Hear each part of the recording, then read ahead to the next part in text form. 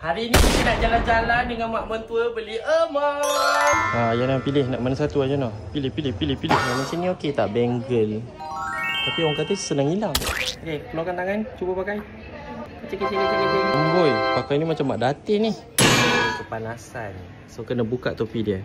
Budak botak. Oh, tapi dia pula takut nak pakai besar-besar ni. Lenguh pegang anak. Nasib baik ada nenek dia jaga dia, ya. Adalah. Sini okey. Adalah orang. Tak nak. Orang lain nak emas berat-berat. Dia nak yang ringan-ringan. Jadi sementara menunggu Ayana teran berak, kita unboxing emas. Berak lagi. Okey, so yang pertama kita ada tarapan.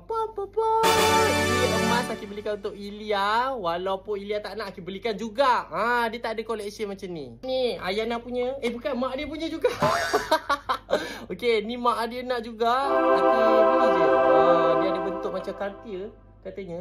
Entahlah nak, Aki tak tahu. Last kali ni Ayana punya. Ada kecil. Orang tu kata pakaikan dekat kaki dulu. Nanti dah besar pakai kat tangan. Okey, Ayana boleh pakai. Okey. Sudah anda pakai emas? Sila komen. Tekan lagi berak. Kakung.